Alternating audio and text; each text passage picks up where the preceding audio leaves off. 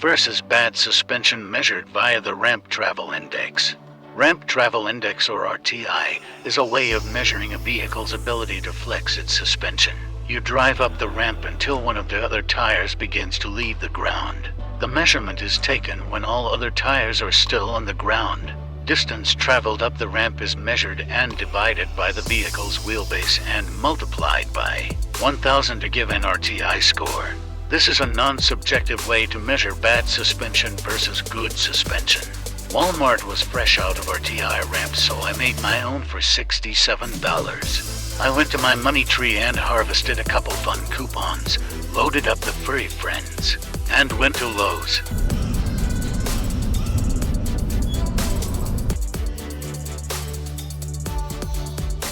You'll need 2 small boxes of 3-inch deck screws, 13 salt-treated 2x4s. That's not going nowhere. Cutting the side rail supports, 20 degrees on one end.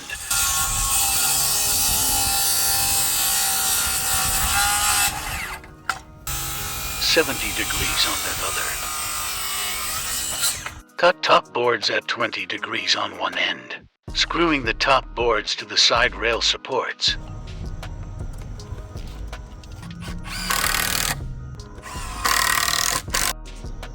Precision. Cut up rail supports for top boards. 7 3/4 scrap.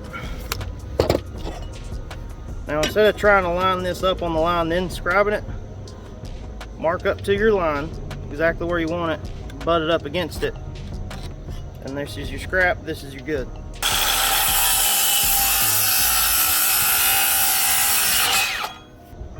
Seven 3/4.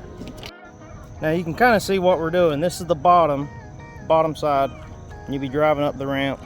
So we're putting these braces in, and whenever I have to cut multiple things the same length, I cut the first one, I put an M for a master, then you just line the ends up. You can scribe, cut that one, you line it up, scribe it, that way you're not having to measure each one. Here's the top. We're screwing this center one to that brace, and the reason the screws are crooked is because we don't want to put a bunch of screws in the same line on that bottom board. So act like this is the bottom board. If you start screwing all the way down the center, it puts a pressure point right in the center, and the center could split. So if you take screws and put them in the center here on the ends and a little bit to the outside, it's putting pressure points in different spots of the wood so it doesn't split down the middle. Now if you're working on a long piece of wood, it's okay to put them down through the center, but we're working with this very short pieces down through there. They're only 7 1/4 inches long, so you put a bunch of them right through the center, it could split it. Screwing middle top board to rail supports.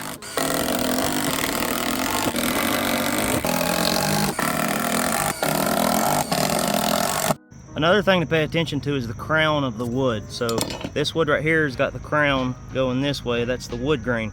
So the top of this is going to be curved and the bottom is going to be flat. Whenever you're using stuff, you always want the crown to be on top of whatever the weight bearing is. And you can see it rocks on this right there with that crown. So whenever this gets cut, this will be the top side. I already have this piece right here cut for this extension. You can see I've got the wood grain going this way. The crown is on top. So that bottom's an 8-foot 2x4, and we gained some length by putting this top board on. You can see the top board extends on out, so now we need to do some math to figure out how tall the riser at the end is supposed to be. So measure the whole length of it, 20 degrees, what we got going on, 100 3/4. Google Triangle Calculator tool. Time for some math. We know length C is 100.75 inches and angle A is 20 degrees. Math tells us the legs need to be 34.5 inches tall. So here's our leg that we needed at 34.5 inches. I cut it 1.5 inches short and put a 20-degree end on it. So now whenever it goes up in here, it fits. And also being 1.5 inches short, that 1.5 inches on top is going to make up for it. Okay, got the leg, got the master, put it up against it, scribe it. R.I.P. Milwaukee battery.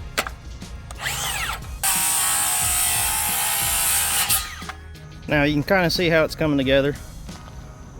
20-degree ramp here, and this is what's left out of the first box of screws. Just open up the second box. So now we're getting ready to make some rails down here and put 2 supports right here and right here. Fun fact, carpenter pencils are flat, so when you set them down on uneven surfaces, they don't roll away. Cut lower rail supports. So here it is. I put it on 2x4s at the bottom to get it nice and level on the bottom, and it said, the calculator said our bottom is supposed to be 94.67. So from the very end, we got 94.67. Got our bottom rails on. Now it's time for the uprights. So I mark back 3.5 inches, and we're just going to eyeball this where it comes up to the top here. It looks like 14 inches.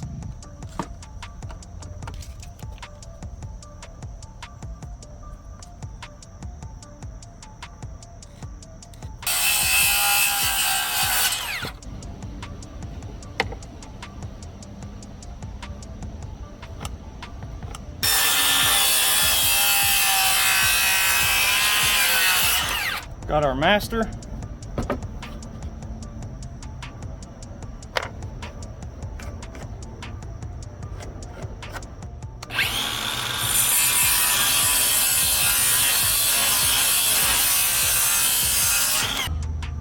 Goes in there, all the way against it. Now we'll shoot some screws through here, and the top of this is touching this. We'll shoot some screws in here and here, and that's our first one. Do it for the other side, and we'll do one in the middle. Now you can see how it's coming together. We just need to 45 the ends here, put some braces. Come off the ends like a 45 degree to keep it from twisting. So this is our bottom brace. We're gonna 45 the ends.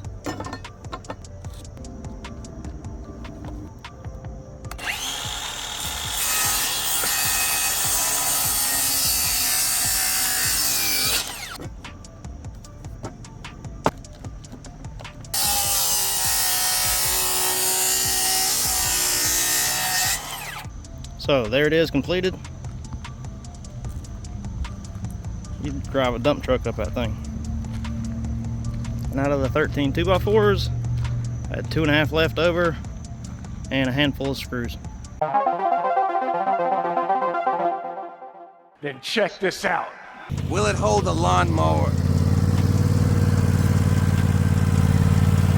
That's a 10-4, little fat buddy. Will it hold a compact tractor?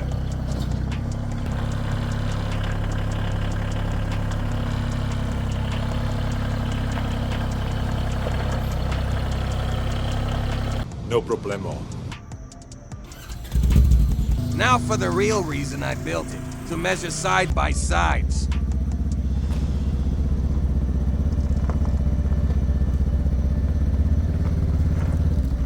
It works! I finally invent something that works!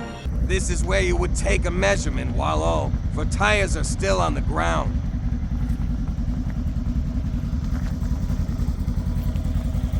Running it to the top to test the ramp.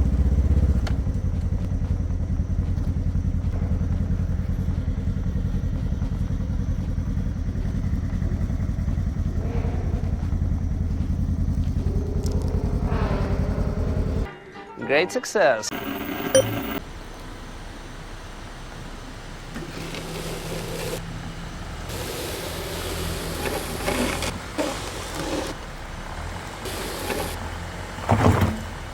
What an idiot! Oh, what a loser!